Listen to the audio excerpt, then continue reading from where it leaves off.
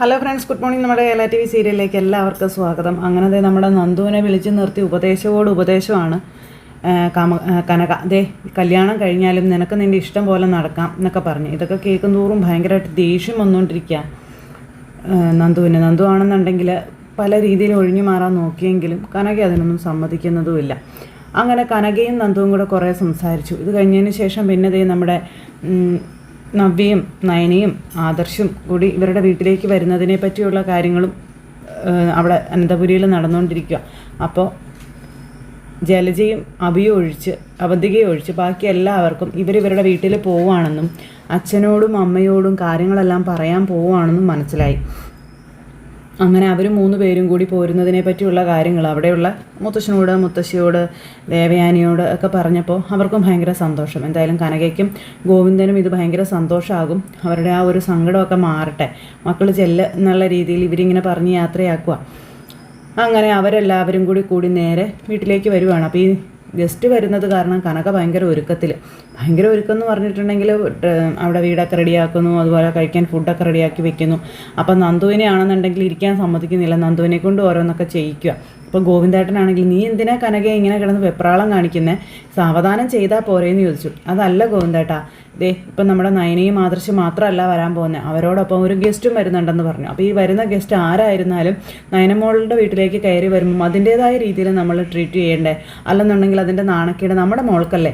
അപ്പോൾ അതുകൊണ്ടാണ് ഞാൻ എന്നൊക്കെ പറഞ്ഞ് ആ ഒരു ഇതിലിങ്ങനെ നിൽക്കുക. അപ്പോൾ അത് കേട്ട് കഴിഞ്ഞപ്പോഴത്തേക്കും അതമ്മ പറഞ്ഞത് ശരിയാട്ടോ അച്ഛാന്ന് നന്ദു സമ്മതിച്ചു. അങ്ങനെ അവരെല്ലാവരും കൂടി ധൃതിപ്പെട്ട് പെട്ടെന്ന് റെഡിയാക്കിക്കൊണ്ടിരിക്കുക വീട്. അപ്പോഴേക്കും വീട്ടുമുറ്റത്തേക്കൊരു കാറ് വരുന്നു. കാറിൻ്റെ ഓണടി ശബ്ദവും കേട്ടു. ഇവർ വേഗം നോക്കിയപ്പോൾ ആദർശും നയനയും വണ്ടിയിൽ നിന്ന് ഇറങ്ങി വരുന്നു. അപ്പോൾ അവർ 2 പേരും കൂടി ഇറങ്ങി വരുന്നത് കണ്ടപ്പോൾ ഇതെന്താ ഗസ്റ്റിനെ കൊണ്ടുവന്നില്ലേ? അപ്പോൾ കനക ഓടി ചെന്നിട്ട് ഇതെന്താ മക്കളെ നിങ്ങൾ തന്നെ വന്ന ഗസ്റ്റ് ആരോ വരുമെന്ന് പറഞ്ഞിട്ട് വരുന്നുണ്ടമ്മയെന്ന് പറഞ്ഞു.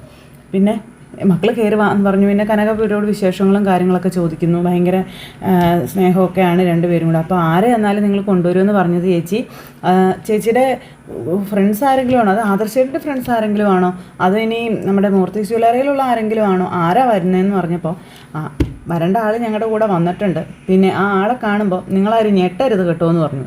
ഞെട്ടാനോ? അങ്ങനെ ഞെട്ടാൻ പാകത്തിനുള്ളൊരു ഫ്രണ്ടായിട്ട് ആരാ മോളേന്ന് ഗോവിന്ദേട്ടൻ ചോദിച്ചു. അതൊക്കെ ഉണ്ടച്ചാ, നിങ്ങളെ ചിലപ്പോൾ ഞെട്ടുമെന്ന് നമ്മുടെ നയന പറയാം. അങ്ങനെയൊന്നും ഞങ്ങളെ ഞെട്ടിക്കാൻ ചേച്ചി നോക്കണ്ടെന്ന് നന്ദു. എന്നാൽ ഗസ്റ്റിനെ വിളിക്കാം ആദർശേട്ടാ, അതിനെന്താ താൻ വിളിച്ചോ എന്ന് പറഞ്ഞപ്പോഴത്തേക്കും നമ്മുടെ നയന നവ്യയെ വിളിച്ചു.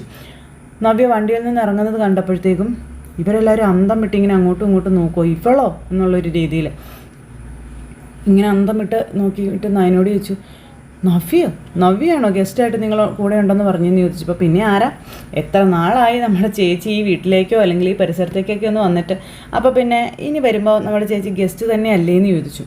എന്തൊക്കെയാണ് മോളെ ഈ പറയുന്നത്, എനിക്കൊന്നും മനസ്സിലാകുന്നില്ല എന്ന് കനക. അതൊക്കെ അമ്മയ്ക്ക് വഴിയെ മനസ്സിലായിക്കോളൂ എന്ന് അന്നേരത്തേക്കും പറയുകയാണ് നയന. അപ്പോൾ ഇങ്ങനെ നമ്മുടെ നവ്യ കയറി വരുന്നു. ഇവർക്ക് പേടിയാണ് നവ്യ കയറി വരുന്നത് കണ്ടപ്പോൾ. പക്ഷേ ഉള്ളിൻ്റെ ഉള്ളിൽ എവിടെയോ ഒരു സങ്കടവും കൂടിയുണ്ട്. അപ്പോൾ എന്നെ കണ്ടതേ ഇവരെല്ലാവരും പേടിച്ചു. എല്ലാവരുടെ മുഖം അങ്ങ് വാടിയത് നീ കണ്ടോ നയനിയെന്ന് ചോദിക്കുമ്പോൾ അതിവർക്ക് സത്യങ്ങളൊന്നും അറിയാത്തത് കൊണ്ടല്ലേ ചേച്ചിയെന്ന് ചോദിക്കാം. സത്യങ്ങളോ? എന്ത് സത്യങ്ങൾ?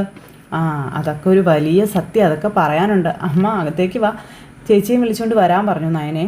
ഇപ്പോഴും കനകയ്ക്കൊരു മടി. നിങ്ങൾ എന്തൊക്കെയാണ് പറയുന്നത്, എനിക്കൊന്നും മനസ്സിലാകുന്നില്ലെന്ന് പറഞ്ഞു. അകത്തേക്ക് വാ അമ്മ, മനസ്സിലാക്കി തരാമെന്നും പറഞ്ഞ് വിളിച്ചുകൊണ്ട് പോവാം. അങ്ങനെ ഇവരകത്തേക്ക് കയറി ചെന്നു. അപ്പോൾ നവ്യ ഇങ്ങനെ അവിടെ ഇരിക്കുന്നു. എന്താ മക്കളെ നിങ്ങൾ എന്ത് പറയുന്നതെന്ന് ചോദിച്ചു കനക. അപ്പോൾ സമയത്ത് നമ്മുടെ നയന A to Z കാര്യങ്ങൾ അച്ഛനോടും അമ്മയോടും പറയാം.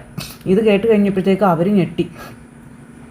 ഇതൊക്കെ ഉള്ളത് തന്നെയാണോ മോളെ, സത്യമാണോ എന്ന് ചോദിച്ചപ്പോഴത്തേക്കും സത്യമാണെന്നും നമ്മളെ എല്ലാവരെയും രക്ഷിക്കാൻ വേണ്ടിയിട്ടാണ് ചേച്ചി ഇത്രയും നാൾ ഒരു വില്ലത്തി വേഷം കെട്ടിയതെന്നൊക്കെയുള്ള കാര്യങ്ങൾ പറയുക. പിന്നെ ഇപ്പോഴും ആർക്കും, അതായത് അബിക്കോ അബിയുടെ അമ്മയ്ക്കോ അവന്തികയ്ക്കോ അവർക്ക് ആർക്കും ചേച്ചിയുടെ സ്വഭാവത്തെപ്പറ്റി അറിയില്ല.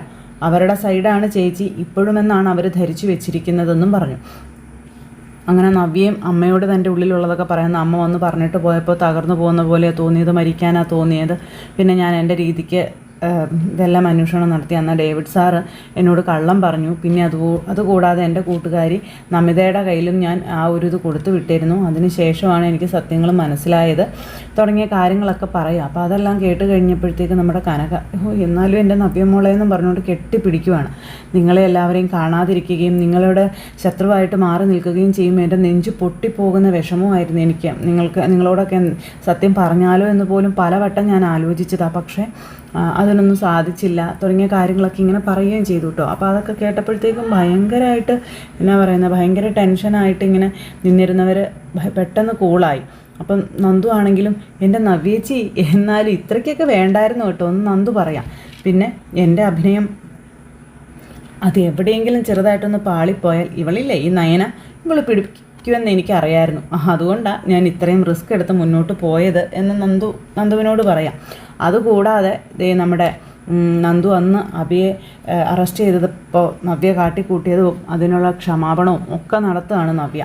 അങ്ങനെ ഇവർ എല്ലാവരും കൂടെ ഒരു സെറ്റായി. അപ്പോൾ ഇപ്പോഴാണ് മോളെ മനസ്സിനൊരു സമാധാനമായത്. എത്രയൊക്കെയാണെന്ന് പറഞ്ഞാലും നീ അങ്ങനെ ഒരു തീരുമാനമൊക്കെ എടുത്തപ്പോൾ അല്ലെ നീ ഞങ്ങളിൽ നിന്നെല്ലാം അകന്നു നിന്നപ്പോൾ നെഞ്ചു പിളർന്ന വേദനയോട് കൂടിയാണ് നിൻ്റെ അച്ഛൻ ഇവിടെ കഴിഞ്ഞത്. പക്ഷെ ആരുടെ അടുത്ത് കാണിച്ചില്ലെന്നും ആരോടും പറഞ്ഞില്ലെന്നേ ഉള്ളൂ എന്ന് കനക. പിന്നെ ഗോവിന്ദേട്ടൻ്റേതായ ആ ഒരു സങ്കടങ്ങളും അല്ലെങ്കിൽ ഇപ്പോൾ കിട്ടിയ ആ ഒരു സന്തോഷവും ഇതെല്ലാം പറയുക. അവർ തമ്മിലുള്ള സംസാരവും കാര്യങ്ങളും അവിടെ അങ്ങനെ നടക്കുന്നു. ഇനിയിപ്പോൾ എന്തായാലും ആരും വിഷമിക്കേണ്ട. നഷ്ടപ്പെട്ടെന്ന് കരുതിയതെല്ലാം നമുക്ക് തിരിച്ചു കിട്ടി. ഇനിയിപ്പോൾ ഒരു കാരണവശാലും അബിയോ അബിയുടെ അമ്മയോ അതുപോലെ അവന്തിക്കയോ ഈ വിവരങ്ങളൊന്നും അറിയാൻ പാടില്ല എന്ന് പറയാം. അതിന് അവന്തികമ്മോട് കുഴപ്പമൊന്നുമില്ലല്ലോ എന്ന് കനക പറഞ്ഞപ്പം അവളെയും പൂർണ്ണമായി വിശ്വസിക്കാനായിട്ട് കഴിയില്ല എന്നും അവൾ എത്രയൊക്കെയാണെന്ന് പറഞ്ഞാലും ജലജയുടെ മകളല്ലേ, അതുപോലെ അവളുടെ അച്ഛൻ കാശുകാരനാണ് എന്നുള്ളൊരിതുകൊണ്ട് അവൾ ഉറപ്പായിട്ടും അങ്ങോട്ട് എപ്പോൾ വേണമെങ്കിലും ചായും എന്ന കാര്യവും നവ്യ പറയാം. അതുകൊണ്ട് ഒരു കാരണവശാലും അവളും ഇതൊന്നും അറിയാൻ പാടില്ല എന്ന് പറഞ്ഞു. ശരി, അതിനുശേഷം എൻ്റെ മക്കൾ വാ, അമ്മ ഇന്നലെ തൊട്ട് ഇവിടെ പലഹാരം ഉണ്ടാക്കലായിരുന്നു ചേച്ചിക്ക് തരാനും അതുപോലെ ഗസ്റ്റ് വരും ഗസ്റ്റിന് കൊടുക്കണം എന്നൊക്കെ പറഞ്ഞ് എല്ലാം വന്ന് കഴിച്ച് തീർക്കാൻ നന്ദു. അങ്ങനെ ഇവർ ഫുഡൊക്കെ കഴിച്ചതിന് ശേഷം അപ്പോൾ ഇന്ന് ഇവിടെ സ്റ്റേ ആണെന്നും ഇന്ന് ഇവിടുന്ന് പോകുന്നില്ലെന്നും കൂടെ കേട്ട് കഴിഞ്ഞപ്പോഴത്തേക്കും ഭയങ്കര സന്തോഷമായി കനകയ്ക്കും ഗോവിന്ദനും. ഒരുപാട് കാലങ്ങൾക്ക് ശേഷം നമ്മൾ ഒന്നിച്ചു കൂടിയതല്ലേ, നമുക്ക് ചുമ്മാ പുറത്തേക്കൊന്ന് ചുറ്റാൻ പോയാലോ എന്ന് നവ്യ ഇങ്ങനെ ചോദിക്കുക. അപ്പം പോകാമെന്ന് പറഞ്ഞു. അപ്പോൾ കനകയും ഗോവിന്ദനും പറഞ്ഞു ഞങ്ങൾ വരുന്നില്ല, നിങ്ങൾ പോയി കറങ്ങിയിട്ട് വരാൻ പറഞ്ഞു. അങ്ങനെ ഫുഡൊക്കെ കഴിച്ച് കഴിഞ്ഞ് ഇവരെല്ലാവരും കൂടി പുറത്തേക്കൊന്ന് ചുറ്റാനായിട്ട് പോകാനായിട്ട് തയ്യാറെടുക്കുന്നു. ഈ സമയത്ത് അവിടെ അനന്തപുരിയിലെ മുത്തശ്ശനും മുത്തശ്ശിയും ദേവയാനിയും പോയി പിള്ളേർ അവിടെ അടിച്ചു പൊളിക്കുന്നതിനെ പറ്റിയുള്ള കാര്യങ്ങൾ പറയാം. എന്തായാലും നവ്യ ഇപ്പോൾ നല്ല ഇതിലേക്ക് വന്നത് ഒരുപാട് സന്തോഷമുള്ളൊരു കാര്യമാണെന്നും അതുപോലെ നവ്യ ചെയ്ത ആ ഒരു നല്ല പ്രവൃത്തി കൊണ്ടാണ് ഇപ്പം നമുക്ക് ഇങ്ങനെയൊക്കെ ഉയർച്ച ഉണ്ടാകാൻ കാരണം. ശരിക്കും നവ്യ ഇതിൽ ശരിക്കും കഷ്ടപ്പെട്ടിട്ടുണ്ടെന്നുള്ള കാര്യവും ഇതെല്ലാം ഇങ്ങനെ പറയാം. അങ്ങനെ ഇവരെ പറ്റി അവിടെ സംസാരിച്ചുകൊണ്ടിരിക്കുന്നു. ഈ സമയത്ത് പിന്നെയെന്ന് പറഞ്ഞിട്ടുണ്ടെങ്കിൽ നമ്മുടെ ജലജ പുറത്തു പോയ സമയം ഈ അബിയും അതുപോലെ നാഗേന്ദ്രനും കൂടെ പരസ്പരം കാണുക.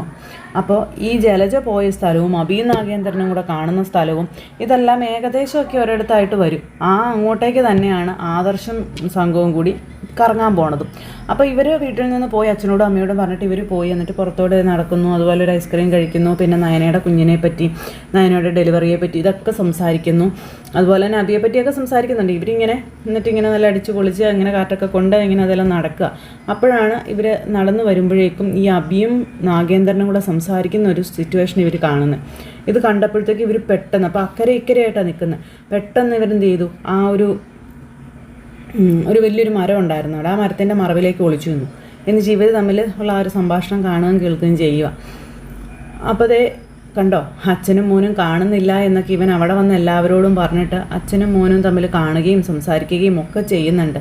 ഇവർ തമ്മിൽ എന്തൊക്കെയോ പ്ലാനിങ്ങുകൾ നടത്തുന്നുണ്ട് എന്നൊക്കെ ഇങ്ങനെ പറഞ്ഞപ്പം അതാ ഞാൻ പറഞ്ഞത്, ഒരു കാരണവശാലും എൻ്റെ സ്വഭാവം എന്താണെന്നുള്ളത് അബി അറിയാൻ പാടില്ല. അറിഞ്ഞാൽ ഒരിക്കലും ഇവർ തമ്മിലുള്ള ഈ ഒരു ഇത് നമുക്ക് അറിയാൻ കഴിയില്ല. ഏത് രീതിയിലാണ് നമ്മുടെ കമ്പനിയെയും നമ്മുടെ കുടുംബത്തെയും തകർക്കാൻ അബിയും അവൻ്റെ അച്ഛനും കൂടി പ്ലാൻ ഒരുക്കുന്ന, അല്ല എന്തൊക്കെ വഴികളാണ് കണ്ടെത്തുന്നതെന്നൊന്നും അറിയില്ല തുടങ്ങിയ കാര്യങ്ങളൊക്കെ ഇങ്ങനെ നവ്യ പറയാം. അപ്പോൾ നവ്യേച്ചിയുടെ തീരുമാനം തന്നെയാണ് 100% ശരിയായിട്ടുള്ളതെന്ന് നമ്മുടെ നന്ദുവും പറഞ്ഞു. അങ്ങനെ ഇവർ സംസാരിച്ചുകൊണ്ട് നിൽക്കുന്നു. അപ്പുറം അബിയും നാഗേന്ദ്രനെ സംസാരിച്ചുകൊണ്ട് നിൽക്കുന്നു. ആ സാഹചര്യത്തിൽ നമ്മുടെ ജലജ അതുവഴി എതിലെയോ കറങ്ങി തിരിഞ്ഞ് വരുവാണ്. അന്ന് വണ്ടിയെ കയറാൻ നോക്കിയപ്പോഴത്തേക്ക് ഇവർ രണ്ടുപേരും കൂടെ നിൽക്കുന്നത് ഈ ജലജ കണ്ടു. ഇത് കണ്ട ജലജയ്ക്ക് അങ്ങോട്ട് എന്നാ പറയുന്നത്, ഭ്രാന്ത് കയറി ഹാലിളകി എന്ന് പറയില്ല എന്ന് പറഞ്ഞതുപോലെ പറന്ന് ഇവരുടെ അടുത്തേക്ക് എടാന്നും പറഞ്ഞൊരു വിളി അബിയെ. അപ്പോൾ ഇവർ രണ്ടുപേരും കൂടി ഇങ്ങനെ നോക്കിയപ്പോഴത്തേക്ക് അബി തീർന്നു. ഞാൻ തീർന്നു, എന്നാൽ എനിക്ക് പൊടി പോരാ എന്നും പറഞ്ഞുകൊണ്ടുള്ള രീതിയിൽ ഇങ്ങനെ നിൽക്കുകയാണ്. നീ എന്നാടാ എന്നോട് പറഞ്ഞു, നീ ഇയാളെ കാണുന്നില്ല, ഇയാളോട് സംസാരിക്കുന്നില്ലെന്ന് പറഞ്ഞിട്ട് നീ ഇപ്പം എന്താടാ ചെയ്യുന്നത്, നീ എന്നോട് നുണ പറയായിരുന്നല്ലേടാ. ഇങ്ങനെയൊക്കെ പറഞ്ഞ് ജലജ കിടന്ന് ഒച്ച വയ്ക്കുമ്പം നീ കൂടുതൽ കിടന്ന് തുള്ളുവൊന്നും വേണ്ട, ഈ നിൽക്കുന്നത് എൻ്റെ കൂടി മകനാണെന്നും പറഞ്ഞുകൊണ്ട് നാഗേന്ദ്രൻ ഇങ്ങനെ ജലജയോട് പറഞ്ഞു. താൻ കൂടുതൽ സംസാരിക്കേണ്ട, തന്നോട് ഞാനൊന്നും ചോദിച്ചില്ല, ഞാൻ എൻ്റെ മോനോടാ ചോദിച്ചതെന്ന് പറഞ്ഞു. നിനക്കുള്ള അതേ അധികാരവും അവകാശവും എൻ്റെ മോനിൽ എനിക്കുണ്ടെന്ന് പറയുമ്പോൾ തൻ്റെ അധികാരവും അവകാശമൊക്കെ പണ്ടേ തന്നെ എൻ്റെ അച്ഛനടുത്ത് കളഞ്ഞതല്ലേ എന്ന് ചോദിച്ചു. തന്നോട് എന്താണ് അനന്തപുരിക്കാർ പറഞ്ഞിരിക്കുന്നതെന്നും എന്താണ് ചെയ്തതെന്നും തനിക്കറിയില്ല, പിന്നെ എന്തിനാടോ താനിങ്ങനെ പുറകെ നടക്കുന്നതെന്നൊക്കെ ചോദിക്കുക. തന്നെ പണ്ടേ അനന്തപുരിയിൽ നിന്നും ചവിട്ടി പുറത്താക്കിയതാണ്. പുറത്തായ താൻ ഇനി എൻ്റെ മക്കളെ വശീകരിച്ച് അകത്ത് കയറാമെന്ന് വിചാരിക്കണ്ട എന്നൊക്കെ പറഞ്ഞ് ഭയങ്കര അത് കേട്ട് കഴിഞ്ഞപ്പോഴത്തേക്കും നാഗേന്ദ്രനും കുറേ അങ്ങോട്ട് തർക്കിച്ചും ഒക്കെ സംസാരിക്കുകയൊക്കെ ചെയ്തു. പക്ഷേ ജലജയുടെ നാവിന് എല്ലില്ലാത്തതാണല്ലോ, ജലജയെ തോപ്പിക്കാൻ നാക്കിൻ്റെ കാര്യത്തിൽ ആരെക്കൊണ്ടും പറ്റില്ല. അപ്പോൾ ഇവർ തള്ള ആ ഒരു സംസാരവും ഇതെല്ലാം അപ്പുറം നിന്ന് ആദർശവും നയനയും ഒക്കെ കണ്ടുകൊണ്ടിരിക്കുക. അപ്പോൾ ഈ ജലജ നാഗേന്ദ്രൻ്റെ മേൽ ഇതുപോലെ തട്ടിക്കയറുന്നത് കണ്ടു കഴിഞ്ഞപ്പോഴത്തേക്കും അവരവിടെ നിന്നിങ്ങനെ, അല്ല ഈ അമ്മ എന്തിനാ ഇവരോട് ഇതുപോലെ ചൂടാകുന്നത്, അവരച്ഛനും മോനും തമ്മിൽ കണ്ടെന്ന് കരുതി ഇവർക്ക് എന്താ ഇത്ര പ്രശ്നമെന്ന് ചോദിച്ചപ്പം ഇതിലേ നമ്മൾ അറിയാത്തതായിട്ടുള്ള ചില കഥകളൊക്കെ ഉണ്ട്. നാഗേന്ദ്രൻ അന്ന് അനന്തപുരിയിൽ നിന്ന് പുറത്തു പോകാനുള്ള മെയിൻ കാരണം അപ്പച്ചി തന്നെയാണെന്ന് നയന പറഞ്ഞു. അവരെന്താ ചെയ്തതെന്ന് നവ്യ ചോദിക്കുക. കുറേ കാര്യങ്ങളൊക്കെ ആദർശേട്ടൻ അറിഞ്ഞിട്ടുണ്ട്, അതിൻ്റെ പിന്നാലെയുള്ള അന്വേഷണത്തിലാണ് ആദർശേട്ടൻ. എന്തായാലും ബാക്കിയുള്ള കഥകളും കൂടി അറിയട്ടെ, അറിഞ്ഞതിന് ശേഷം എല്ലാവരോടും വിശദമായിട്ട് പറയാമെന്നും നയന പറയുന്നു. അവരെ വിശ്വസിക്കാൻ കൊള്ളില്ല എന്നും നയന പറയുകയാണ് നവ്യയോട്. അനന്തപുരിയിൽ ഏറ്റവും വലിയ വിഷമെന്ന് പറയുന്നത് ഈ പറയുന്ന ജലജയാണെന്നും, പക്ഷേ ഈ ഒരു കാര്യത്തിൽ ചെറിയച്ഛനും ചെറിയമ്മയ്ക്കും എന്തോ ഒരു പങ്കുണ്ടെന്നുള്ള കാര്യവും നയന ഇങ്ങനെ പറഞ്ഞു. അവരും ശരിക്കും ഈ ഒരു നാഗേന്ദ്രനെയൊക്കെ പേടിക്കുന്നുണ്ടെന്നും. അങ്ങനെ നയന ഇവരോട് ഏകദേശമൊക്കെ കാര്യങ്ങളൊക്കെ പറയുക. അങ്ങനത്തെ ഈ ഒരു സംസാരവും കാര്യങ്ങളെല്ലാം കഴിഞ്ഞ് അവരങ്ങനെ നിൽക്കുമ്പോൾ പിന്നെയും തർക്കമാണ്. ഇനി മേലിൽ താൻ എൻ്റെ പിള്ളേരെ കാണാൻ ശ്രമിച്ചാൽ അന്ന് അച്ഛൻ പറഞ്ഞത് ഓർമ്മയുണ്ടല്ലോ, തന്നെ കൊത്തി അരിഞ്ഞ് കൊണ്ടുപോയി കളയും എന്നൊക്കെ പറഞ്ഞുകൊണ്ട് ജലജ ഇങ്ങനെ പറഞ്ഞ് നാഗേന്ദ്രനെ വെല്ലുവിളിക്കുകയാണ്. നാഗേന്ദ്രനെ വിട്ടുകൊടുത്തൊന്നുമില്ല, പക്ഷേ ജലജയുടെ അടുത്ത് പിടിച്ചു നിൽക്കാൻ അയാൾ കുറച്ച് പ്രയാസപ്പെട്ടു. ലാസ്റ്റ് അയാൾ മിണ്ടണ്ടെന്നാക്കി. അത് കഴിഞ്ഞിട്ട് ഇങ്ങ് പോരുവാണ്. ഈ പൊരിച്ചയിൽ വാടാ ഇങ്ങോട്ടെന്ന് പറഞ്ഞ് അബിയെ പിടിച്ചു വലിച്ചുകൊണ്ട് ജലജ കൊണ്ടുവരിക. അമ്മയെന്നും പറഞ്ഞുകൊണ്ട് ഈ കുഞ്ഞിപ്പിള്ളേരെ അമ്മമാരെ വിളിച്ച് കരയുന്നത് പോലെ അബി നിന്ന് കരച്ചില. ജലജ അവിടെ കേൾക്കാനാണ്. ജലജയുടെ ഉള്ള കാലി മുഴുവനും എടുത്താണ് അബി പിടിച്ചു വലിച്ച് കൊണ്ടുപോരുന്നത്. നീ വീട്ടിലേക്ക് വാടാ, നിനക്കിട്ട് ഞാൻ വെച്ചിട്ടുണ്ടെന്നൊക്കെ പറഞ്ഞുകൊണ്ട് ജലജ ഇങ്ങനെ അബിയെ പിടിച്ചു വലിച്ചഴിച്ച് കൊണ്ടുവരുന്നു. ഇനി അവിടെ എന്തൊക്കെ ഭൂകമ്പങ്ങളാണ് നടക്കുന്നത്. ഇവരുടെ ഈ ഓവർ ആക്ടിങ്ങും അതുപോലെ ഈ ഓവർ ടെൻഷനും കാരണം അറിയണ്ട എന്ന്, അല്ലെങ്കിൽ ആരും അറിയാതിരുന്ന സത്യം കൂടി എല്ലാവരും അറിയുന്ന ലക്ഷണവും കാര്യങ്ങളൊക്കെയാണ് കാണുന്നത്. അപ്പോൾ എല്ലാവരും കാത്തിരുന്ന് കാണണം കേട്ടോ. എല്ലാവർക്കും നല്ലൊരു ദിവസം ആശംസിക്കുകയാണ്. എല്ലാവരുടെയും സപ്പോർട്ടിനും സ്നേഹത്തിനും ഒത്തിരി നന്ദി അറിയിക്കുന്നു. അടുത്ത സൂപ്പർ ഹിറ്റ് കഥയുമായി കാണുന്നത് വരെ എല്ലാവർക്കും നന്ദി. So you can take care. Bye Tata.